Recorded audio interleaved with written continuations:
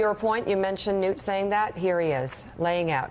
Kavanaugh, caravans. I think two words are going to define the 2018 election in the next 3 weeks.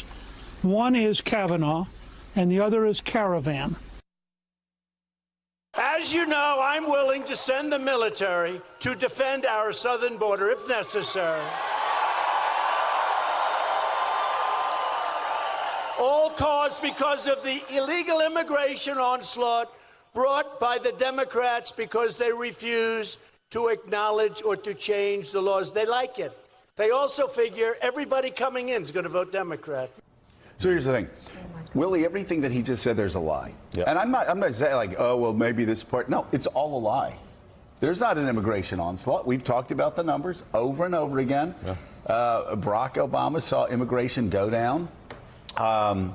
And he's never going to send troops. It's all a lie.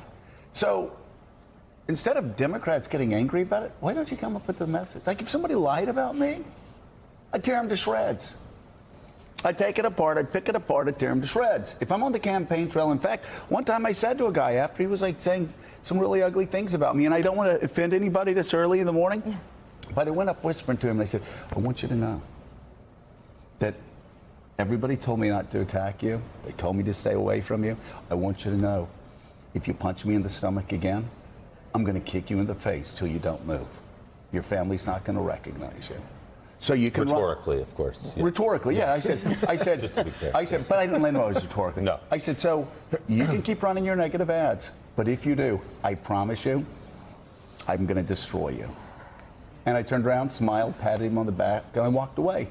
That's your mindset in the campaign. Donald Trump's lying about children. He's lying about immigrants. He's lying about everything. He's lying about the Democrats. They should be angry. And they should focus their rage on a message that actually, they've had 2 years to respond to this message. They still are just sitting there going, he's lying. Well, that's not enough. The president's going to send troops to the border like he's going to build a wall across the expanse of the border. It's all just to keep that ball in the air, that there's this onslaught from the south. These are migrants. We can talk about what the caravan actually is. They're migrants coming from Honduras and Guatemala, families fleeing violence. But, you know, the headshot that was referenced by Steve Bannon is impeachment. And that plays right into President Trump's hands. He loves impeachment talk because what that says to him is he can go out and say, they want to overturn your free and fair election. You voted to make me president. And interestingly, we've heard Nancy Pelosi time and again separate herself from that headshot. We don't want to talk about impeachment. That plays into his hand. We don't want to talk about impeachment. It's not clear, though, what that headshot is in place of impeachment. What are they going to talk about? So the headshot, were I a Democrat, were I in charge of this campaign, it would be corruption and Donald Trump's rich billionaire buddies. How Trump is the most corrupt president ever, because he is.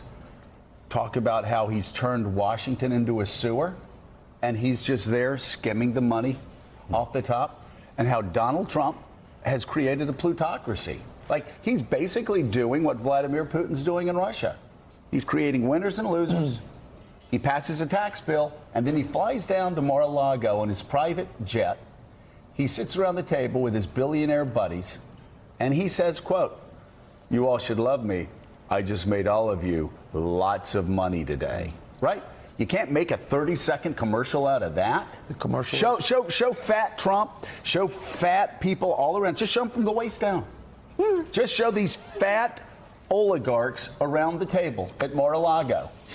Eating their caviar, slicing their steak, and spilling wine all over, and with their fat little fingers eating. No, I'm telling you, you can see it, can't you? Yes. And then Donald Trump's words, and have the words, the quotes around his words. Say, this is what Donald Trump is. This is Donald Trump's Washington. The rich are getting richer. They're taking your health care away. There's corruption. We've lost our way. We are not the America that we all believe in. I saw a very sad thing post-Kavanaugh. There was rage, even if there wasn't a message. As I talk to people, they feel defeated. They almost feel like, instead of getting angry after the Kavanaugh thing, I saw a real switch. Leading up to the Kavanaugh thing, and then it was, you talk to people, and it's kind of, Well, we can't do anything about it. No, it doesn't no. matter. But That's what we were talking about. Yeah. The difference between Republicans and Democrats. You do that to a Republican, they're up all night going, I'm going to knock their head off. The other message that I don't know if you can make this on a mass level, the real message is, and people need to understand this, you can't put this in an ad.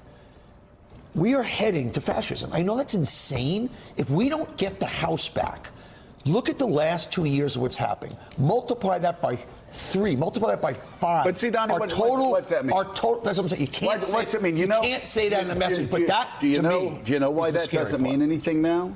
Doesn't mean anything because Democrats or liberals have accused every Republican since 1960 of either being a fascist, a Nazi, or a member of the Klan.